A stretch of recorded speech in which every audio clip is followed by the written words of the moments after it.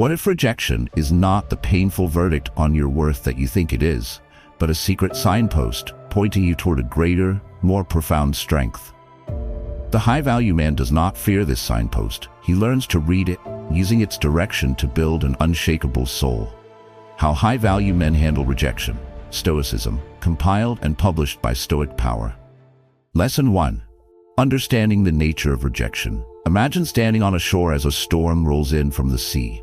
The sky darkens, the wind howls, and the rain begins to fall. You would not think to yourself, "This storm is angry at me. The rain has judged me and found me wanting." You would understand it as a natural, impersonal event, a force of nature following its own course, having nothing to do with your intrinsic value. This is precisely how the high-value man learns to view rejection. For most of us, however, the experience is deeply personal. We exist in a state of inner conflict where the simple no from another person feels like a damning verdict on our entire being. It is a sharp, personal sting that triggers a cascade of self-doubt, shame, and a painful questioning of our own worth. This interpretation of rejection is a fundamental problem because it attaches our self-worth to an event that is completely outside of our control. When you allow another person's decision to define your value, you are building your emotional home on the most unstable ground imaginable. You become a victim of circumstance, your inner peace rising and falling with the whims and preferences of others. This guarantees a life of anxiety and emotional turmoil. The transformative solution, offered to us by the profound wisdom of the Stoics, is to completely reframe the nature of rejection itself. It is the habit of seeing rejection not as a verdict on your value, but as simple, impersonal information, much like the changing weather. The core idea behind this mental shift is the Stoic dichotomy of control. This principle teaches us to distinguish between what we can control and what we cannot. Our own intentions, our actions, and our character are within our control. Another person's thoughts, feelings, and ultimate decision are entirely within their control, a product of their own unique history, preferences, and present circumstances. Their no is not a statement about your objective worth. It is a statement about compatibility within their own world. The high-value man understands this distinction to his core. To cultivate this new understanding, you must practice a new way of thinking. The first actionable step is to consciously separate the event from the story you tell about it. The event is, this person chose not to proceed. The painful story is, therefore, I am not good enough. You must learn to recognize this story as a fiction. The second step is to reframe rejection as simple incompatibility. It is not a hierarchy of value, but a divergence of paths. The third step is to see rejection as redirection. The universe has simply closed one door to guide you toward another, perhaps one far better suited to you. By consistently applying this habit of understanding, you will liberate yourself from the sting of rejection. It will no longer have the power to derail your emotional state or diminish your self-esteem. You will conserve immense amounts of mental and emotional energy, which you can then reinvest into your own growth and purpose. Your call to action is to change your language. The next time you face any form of rejection, forbid yourself from using the language of personal failure. Instead of saying, "I was rejected," say, "This path was not for me." This subtle shift in language will begin to powerfully reshape your entire perception of the event. Understanding the true nature of rejection intellectually is the crucial first step. But how do we handle the powerful, visceral wave of emotion that can still hit us in the moment? We must now learn to build a mind that can observe these waves without being swept away by them. If you are ready to free yourself from the fear of rejection, support our mission by liking this video and subscribing to Stoic Power. Lesson 2. Building emotional detachment and clarity. Consider a skilled surgeon in the midst of a complex operation. The patient's life is in her hands, a situation fraught with immense pressure and emotion. Yet the surgeon is a model of calm clarity. She feels empathy and a deep sense of responsibility, but she maintains a professional, emotional detachment that allows her to make precise, life-saving decisions free from the clouding influence of panic or fear. This is the mindset the high-value man cultivates to handle the emotional impact of rejection. Most of us, however, are not the calm surgeon. We are the panicked patient. We experience an inner conflict where the moment rejection occurs, our rational mind is flooded by a tidal wave of emotion: hurt, anger, embarrassment, despair. We become lost in the feeling, unable to think clearly or see the situation for what it is. This lack of emotional detachment is a critical problem because it allows the external event of rejection to create a prolonged and damaging internal storm.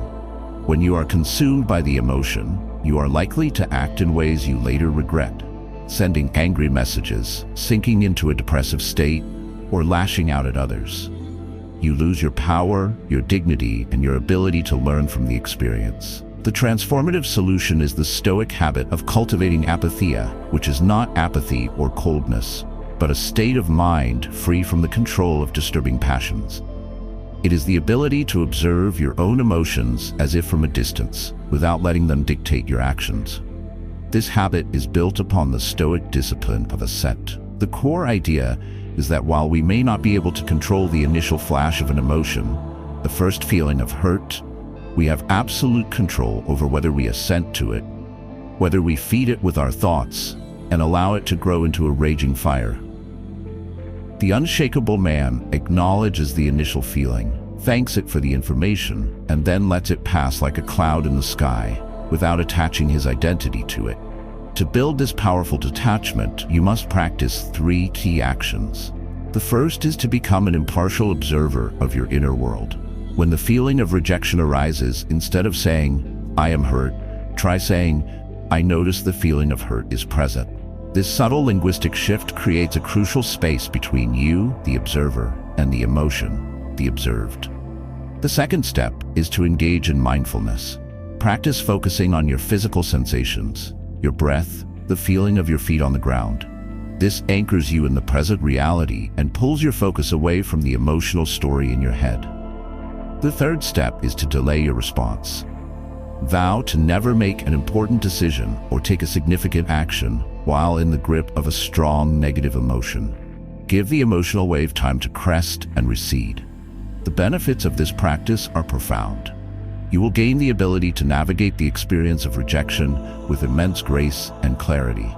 The emotional pain, while it may still visit, will no longer be a long-term resident. It will pass much more quickly, leaving your peace of mind and self-respect intact. You will be able to learn from the experience rationally because your mind will not be clouded by emotional turmoil. Your motivational practice for this week is to become a cloud watcher of your own mind. Whenever a strong emotion arises, close your eyes for just 1 minute. Visualize that emotion as a single dark cloud in the vast blue sky of your awareness. Watch it drift by. Do not fight it. Do not cling to it. Simply observe it until it passes over the horizon. This emotional detachment gives us the clarity to handle the immediate impact of rejection. But to become truly immune to its sting, we must address the root issue: the mistaken belief that our self-worth is up for debate in the first place. We must now explore the habit of building a self-worth that is completely independent of external validation. We invite you to share in the comments how you plan to practice emotional observation this week. Lesson 3. Recognizing self-worth beyond validation. Imagine you are holding a flawless diamond. Its value is immense, a result of its inherent nature. Its carbon structure, its clarity, its fire, all forged under immense pressure over millions of years. Now imagine you offer this diamond to someone, and they say, "No, thank you, it's not for me." Does their refusal diminish the value of the diamond? Does the diamond suddenly become a worthless piece of rock? Of course not. The diamond's worth is intrinsic and absolute, completely independent of who desires it. This is how the high-value man learns to view his own self-worth. For most of us, though, we live in an inner conflict where we believe our worth is not like a diamond's, but is something that is granted to us by others. We feel that when someone rejects us, they are not just refusing an offer, they are making a definitive and painful statement that we, as people, are lacking in value. This belief system is the single greatest source of pain from rejection. It is a critical problem because it places our entire sense of self in the hands of other people. It forces us into a desperate and demeaning posture of seeking validation, constantly trying to prove we are good enough to be chosen. This not only strips us of our dignity, but also makes us less attractive, as genuine confidence can never grow from such needy soil. The transformative solution is the Stoic habit of recognizing that your self-worth, like the diamonds, is intrinsic.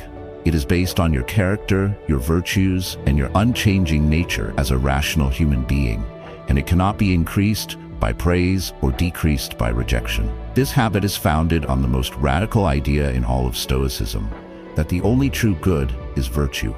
Things like fame, reputation, wealth, and even the affection of others are preferred indifference. They are nice to have, but they have zero bearing on your actual worth as a person. The high-value man builds his sense of self on this indestructible foundation. His worth comes from his commitment to being an honest, courageous, disciplined, and just person. These are qualities he controls, and therefore his self-worth can never be taken from him. To cultivate this unshakable self-worth, you must shift your entire value system. The first actionable step is to create a character inventory. Write down 3 to 5 qualities you possess or actively cultivating that have intrinsic value, independent of any external validation. Examples could be your resilience, your curiosity, your integrity, or your kindness. The second step is to consciously celebrate evidence of these qualities. When you act with integrity, take a moment to acknowledge it internally. Become your own primary source of validation. The third step is to practice self-compassion. When you are rejected, speak to yourself as you would a respected friend. Remind yourself that your worth is not in question. By making this a habit, you will become truly immune to the deepest pain of rejection. While the initial disappointment may remain, the soul-crushing feeling of being judged as unworthy will disappear. You will move through the world with a new level of freedom and confidence, knowing that you are the diamond, whether you are in someone's hand or in the jeweler's box. Your value remains absolute. Your call to action is to take out a journal or a piece of paper right now. Write down 3 qualities you value in yourself that no one can ever take away from you. Read this list every morning for a week. This is the first step in building a fortress of self-worth. Once you know your worth is not on the line, you can begin to see rejection in a new light. It is no longer a threat, but an opportunity. We must now learn the alchemical habit of transforming the lead of rejection into the gold of inner strength. If you are finding value in these lessons, please like this video and subscribe to Stoic Power. Lesson 4. Transforming rejection into inner strength. Picture a raging forest fire. From a distance, it appears as an event of pure destruction, a chaotic force that consumes everything in its path. But a wise forester knows a deeper truth. He knows that the fire clears away the dead underbrush. It cracks open certain seeds that can only germinate in extreme heat, and it returns vital nutrients to the soil. After the fire, the forest does not just grow back. It grows back stronger, healthier, and more vibrant than before. This is how the high-value man learns to use the fire of rejection. For most, however, rejection feels only like a destructive burning. We are caught in an inner conflict where we see the experience as a net loss, an event that leaves us weaker, more cynical, and more fearful than before. This perspective is a huge problem because it ensures that every rejection becomes a scar that limits our future growth.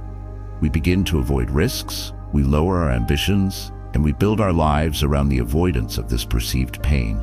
We allow the fire to consume us, rather than using it to fuel our own renewal. The transformative solution is the Stoic habit of treating every rejection as a valuable, albeit painful, source of fuel. It is the alchemical practice of transforming the heat of the moment into the fire of self-improvement and inner strength. The core idea behind this practice is the Stoic maxim that the obstacle is the way. The high-value man does not see rejection as a roadblock that stops his journey. He sees it as part of the path itself, a necessary challenge designed to make him more powerful. He asks not, how can I avoid this pain? But how can I use this experience to become a better man? He understands that just as a muscle needs resistance to grow, his character needs rejection and failure to develop true strength. To learn this transformative habit, you must become an alchemist of your own experiences. The first actionable step is to conduct a fearless post-rejection analysis. After the initial emotional wave has passed, sit down and objectively ask, was there anything within my control that I could have done better? Is there a skill I can improve in communication, in presentation, in empathy? Look for the lesson, not the blame. The second step is to use the emotional energy of the rejection as fuel for action. Channel the frustration or disappointment not into destructive behavior, but into a productive pursuit. Go to the gym, work on your business, learn a new skill. Let the rejection energize your purpose. The third step is to practice gratitude for the redirection. See the closed door not as a punishment, but as a gift that is saving you from a path that was not meant for you, freeing you up for the one that is. By adopting this habit, you will fundamentally change your relationship with failure. Rejection will no longer be an event to be feared, but a resource to be utilized. Every no will make you stronger, wiser, and more focused. You will develop a powerful momentum in your life, as even your setbacks will now propel you forward. You will become a man who is grateful for his trials, because he knows they are the very things that are forging him into a superior version of himself. Your call to action is to identify one lesson or one area for improvement that a recent rejection has revealed to you. This week, commit to taking one tangible step to improve in that specific area. Turn the feedback into fuel. As you become skilled at handling rejection internally, you must also master how you present yourself externally, especially in the moments immediately following a rejection, when social pressure is at its peak. We must now explore the habit of maintaining unshakable composure.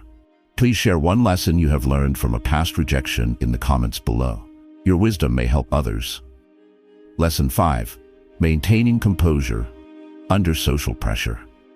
Imagine the captain of a great ship, standing calmly on the bridge as his vessel navigates a treacherous, narrow channel in full view of a crowded harbor. The situation is tense, and the eyes of hundreds are upon him. Yet, he projects an aura of absolute composure. His voice is steady, his hands are sure, and his focus is unwavering.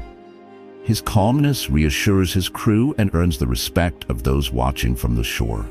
This is how the high-value man handles himself in the immediate aftermath of rejection, especially when it happens in a public or social setting. For most of us, however, such a moment triggers an intense inner conflict. We are hit by the sting of rejection, but also by the added pressure of social judgment. We feel a frantic urge to do something, to over-explain, to get angry, to act overly cheerful, or to quickly flee the scene. This lack of composure is a significant problem because it amplifies the negative experience. When you lose your cool, you signal to everyone, including yourself, that the rejection has deeply affected you and that your self-worth is fragile. You surrender your dignity and power in the moment, often creating an awkward or memorable scene that only compounds your feelings of embarrassment later. The transformative solution is the Stoic habit of maintaining a graceful and dignified composure, regardless of the internal emotional turbulence. It is the practice of mastering your external presentation, even when your inner world is temporarily shaken. The core idea is that your composure is a shield that protects your inner state and a statement that communicates your high value. It is a demonstration of the Stoic principle that while you cannot control the actions of others, you have absolute authority over your own. By choosing to respond with grace and calm, you are making a powerful declaration. Your decision does not have the power to disturb my peace or diminish my dignity. This is not about faking it or suppressing emotion, but about choosing a response that is aligned with your highest self. To cultivate this unshakable composure, you must rehearse your response in your mind. The first actionable step is to have a pre-planned default response. It should be simple, polite, and final. Something like, "I understand. Thank you for your honesty," delivered with a calm nod and genuine eye contact, is incredibly powerful. The second step is to master your body language. Hold your head high, keep your shoulders back, and your movements measured. Do not fidget or look at the ground. Your physiology will signal to your own brain and to others that you are still in control. The third step is to execute a calm exit. Do not linger awkwardly. Simply and politely conclude the interaction and move on to the next part of your evening or your day with purpose. The man who masters this habit of composure becomes a figure of immense respect. People are deeply impressed by someone who can handle a socially difficult moment with such grace. You will find that you preserve your dignity in every interaction, and you will feel a profound sense of pride in your own self-control. The fear of social rejection diminishes because you know you have the tools to handle any outcome with class. Your motivational exercise is to practice your state control in low-stakes situations. When you are in a public space, practice holding calm, confident eye contact with people for a moment longer than is usually comfortable. Practice standing with a strong, open posture. Build the physical habit of composure so it is there for you when the pressure is on. Maintaining composure under fire is a sign of great strength. This strength is part of a larger, more comprehensive habit of seeing all of life's setbacks not as interruptions, but as integral parts of your growth. We must now zoom out and learn how to turn every setback into a stepping stone. Don't forget to subscribe to Stoic Power, where we help you forge an unbreakable character. Lesson 6. Turning setbacks into stoic growth. Consider an oyster living peacefully on the ocean floor. One day, a foreign irritant, a grain of sand, slips inside its shell. This is a setback. It is an unwanted, uncomfortable intrusion. The oyster does not have the ability to expel the sand, but instead of succumbing to the irritation, it begins a remarkable transformative process. It calmly and patiently begins to secrete a beautiful, iridescent substance called nacre, coating the irritating grain of sand layer after layer. Over time, the source of its greatest irritation becomes the nucleus of its most beautiful creation, a flawless pearl. This is how the high-value man learns to handle all of life's setbacks. For most of us, however, we are caught in an inner conflict. When faced with a setback, a failed project, a financial loss, a broken trust, we see it only as an irritant. We complain about it, we wish it would go away, and we let it chafe at our inner peace. This is a problem because it means we are wasting our most valuable opportunities for growth. A life without setbacks is a life without challenges, and a life without challenges is a life without growth. By viewing setbacks as purely negative, we fail to harvest the wisdom, resilience, and strength they are uniquely capable of providing. The transformative solution is to adopt the mindset of the oyster. It is the Stoic habit of seeing every single setback, no matter how painful or irritating, as a raw ingredient, an opportunity to create a pearl of wisdom or a new layer of character. This powerful habit is the practical application of amor fati, or a love of one's fate. The unshakable man does not merely endure his setbacks, he accepts them, and even learns to be grateful for them, as he knows they are the very catalysts for his evolution. He trusts that the universe has presented him with this specific irritant because it contains a lesson he needs to learn or a strength he needs to develop. To become this creator of pearls, you must retrain your response to hardship. The first actionable step is to embrace the setback. Do not fight reality. Accept that the irritating thing has happened. This acceptance is the first layer of nacre. The second step is to ask the growth-oriented question, what beautiful quality can I create from this irritation? Can you create patience? Can you create forgiveness? Can you create a new skill? Can you create deeper empathy? The third step is to begin the work. Patiently and consistently, day by day, take actions that coat the setback with virtue and learning until it is transformed from a source of pain into a source of pride. The man who lives by this habit becomes a master of turning poison into medicine. His life story becomes a string of beautiful pearls, each one a testament to his ability to create value from hardship. He stops fearing setbacks and begins to see them as the most important part of his curriculum in the school of life. He develops a deep, unshakable confidence that he can handle anything, because he knows that anything he faces can be used to make him better. Your call to action is to look back at a significant setback from your past. In a journal, write the story of that event, and then at the end, write a new chapter titled The Pearl. In this chapter, list all the positive things, the lessons, the strengths, the new directions that ultimately came into your life because of that initial irritation. This ability to turn all setbacks into growth is the engine of a man's development. It is the final step before achieving a state of complete and unshakable self-possession.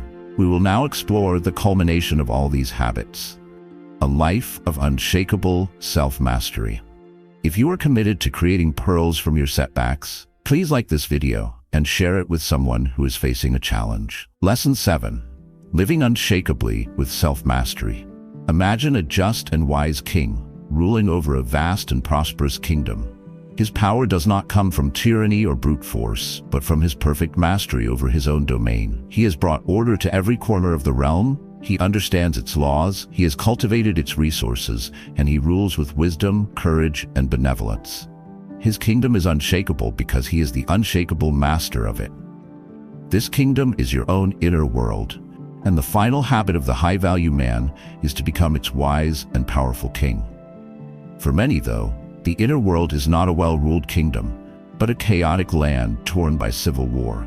We are in a constant state of inner conflict, where our emotions, our impulses, and our fears are constantly battling for control, leaving us feeling like a powerless pawn in our own lives, not a king. This lack of self-mastery is the ultimate problem because it is the root cause of all our other struggles. A man who is not the master of his own mind will always be a slave to external circumstances.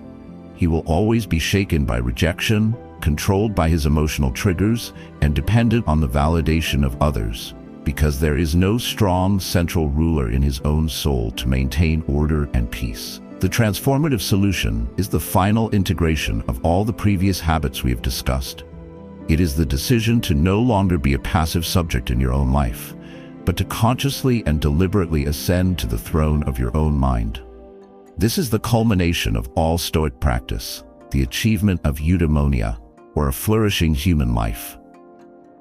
The core idea is that handling rejection well, or any other of life's challenges, is not about learning a trick or a tactic. It is the natural byproduct of becoming a man of profound self-mastery. The unshakable man handles rejection with grace, because he has already done the deep work of understanding its nature, detaching from its emotional impact, grounding his self-worth in his character, and turning all setbacks into growth. His response is not a performance. It is an authentic expression of who he has become. To live with this self-mastery is a daily commitment to ruling your inner kingdom. The first actionable step is to establish your laws, your core values and principles. You must be crystal clear on the code by which you live. The second step is to practice daily governance. Through journaling and reflection, you must hold yourself accountable to your own laws, correcting your course when you stray. The third step is to rule with benevolence. Practice self-compassion, forgive yourself for your mistakes, and see every failure not as treason, but as a lesson in how to become a better king. The man who lives by this habit achieves the ultimate freedom. He is the master of his own perceptions, the captain of his own soul, the king of his own inner world. He moves through life with an unshakable purpose and a deep, quiet peace that no external event, no rejection, and no person can ever take away from him. This is the final and greatest power. Your ultimate call to action is to begin each day on your throne. For 1 week, before you do anything else, sit for just 2 minutes and ask yourself this question. As the wise and just ruler of my own life, what is my first decree for the day? Let your answer guide your actions. This is the path of the high-value man. It is a journey from being a slave to circumstance to becoming the master of your own character. It is the journey to becoming truly and permanently unshakable. Rejection is not a verdict on your worth, but a tool for your growth. The high-value man does not fear this tool. He uses it. He uses it to forge emotional resilience, to build unshakable self-worth, and to create a life of profound self-mastery, becoming a man of true value. Thank you for dedicating your time to mastering this crucial aspect of life. If you found value in this Stoic guide, please like the video, comment with the lesson that resonated most deeply with you, and subscribe to the Stoic Power channel for more wisdom on building an indestructible life.